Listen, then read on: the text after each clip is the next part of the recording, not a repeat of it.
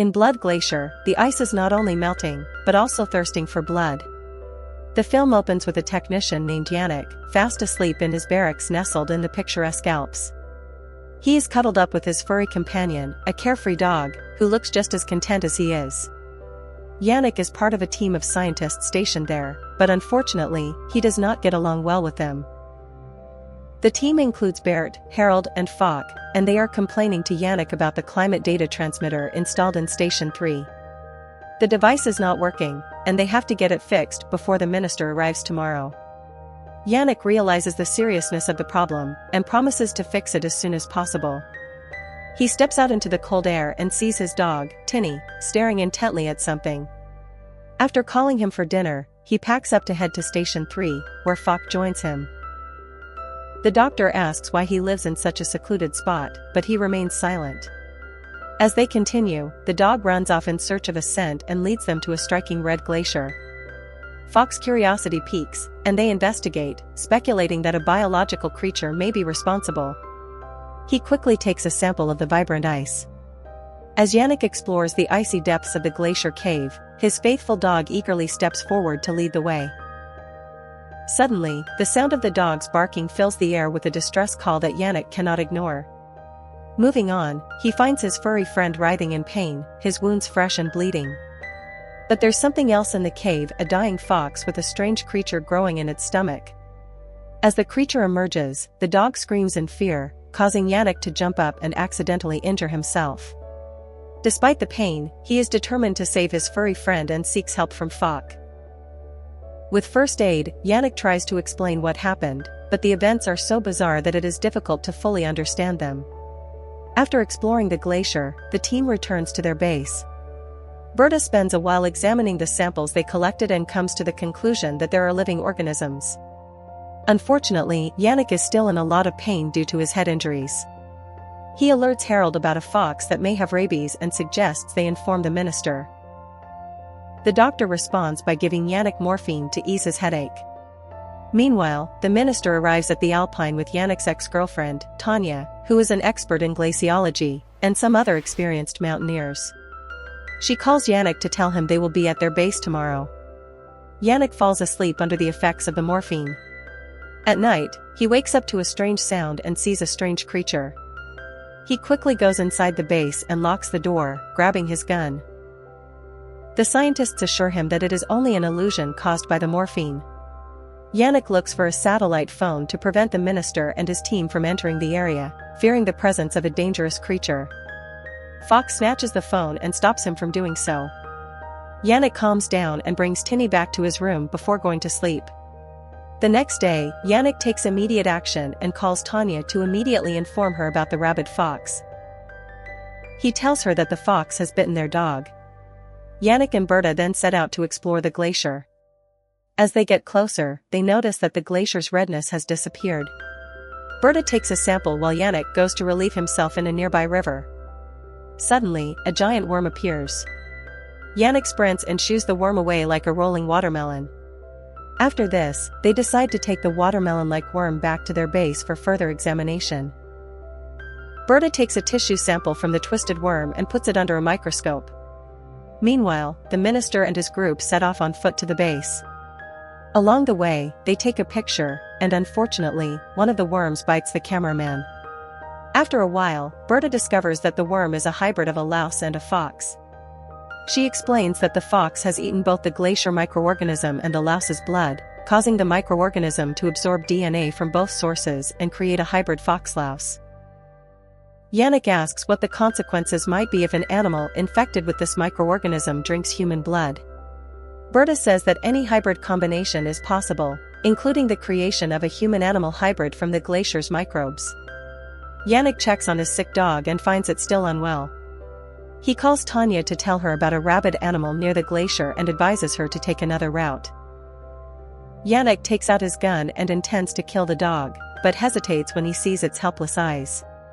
Tanya informs the group of the situation, and they all accept her request and take another route. When Tanya calls Yannick again, she hears the dog crying.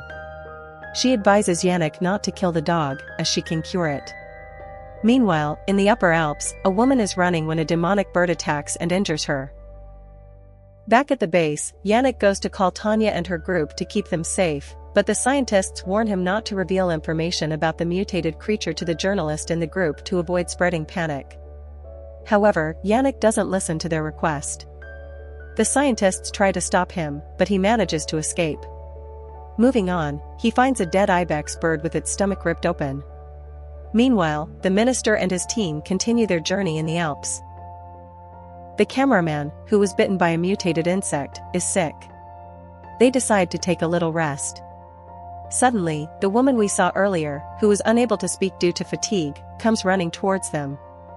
Suddenly, the group is attacked by the mutated bird, and the strong man takes out his gun to save them.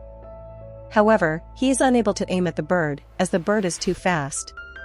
The bird attacks the strong man with its claws, killing him instantly. The rest of the group runs away in fear. While running, they spot Yannick, and together they return to the base. They provide immediate medical aid to the injured woman. The journalist wants to go outside to look for the cameraman, who has not yet returned. Yannick tries to find the satellite phone at the base, but to no avail. He approaches Harold for his address and is told that he is at the measuring station. However, Harold reveals that Berta and Falk have left for the Glacier and that he hid the phone to prevent Yannick from leaking information about the microorganism found there. This disappoints Yannick, as the phone is their only way to get help.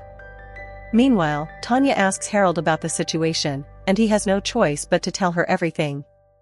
Unaware of what is happening, Berta and Falk bring the mutant worm to another station, but it suddenly jumps and sticks to Berta's face. Falk manages to dislodge it with a stone, but Berta's face is ripped apart, killing her. Yannick and Tanya return to base and find their dog in excruciating pain. Upon examination, they find a creature moving inside its stomach. Tanya prepares the euthanasia substance, but asks Yannick to give it to her. With a heavy heart, Yannick ends the dog's suffering and breaks down in tears. Furthermore, Tanya reveals that she was pregnant with their child, but had an abortion, which makes Yannick even more sad. Suddenly, Falk arrives, pursued by a mutant ibex. Yannick and Tanya close the door, but the ibex continues to attack, causing a power outage. After a few tense moments, the creature breaks the window. Yannick tries to stop the ibex, but it acts like a bulldozer and pushes him away. He stands up and fights the goat dozer with all his might. The minister quickly takes a drill and damages the ibex with it, causing it to retreat in pain. After fixing the electricity and the window, the minister informs them that armed guards will pick them up the next day. To avoid any problems, she suggests waiting inside. However, a strange woman is dying in the base, forcing Yannick and Tanya to look for a satellite phone. They convince Falk to come with them, as they are sure he knows where she is. As they leave the base, a mutant creature emerges from the woman's wound. The old man proposes burning it, and they do so after the minister removes it from the wound. She then uses a hot iron on the wound, causing the woman to scream. Meanwhile, Yannick and Tanya have a fight while hiking, still fighting over the abortion. The strange woman is successfully treated, and they all have a drink to calm their nerves. Suddenly, the cameraman arrives, infected, begging for help. Unfortunately, he dies. Mutant flies emerge from his wound, causing chaos inside the base. As they try to push them away, Harold's lab gown catches fire, and he runs outside, but is burned to death. The base begins to burn, and the minister and the others desperately try to escape. Meanwhile, Yannick, Tanya, and Falk arrive at the station, but there is no sign of Berta. Falk looks for the satellite phone, but finds only a flare gun and stealthily puts it in his pocket.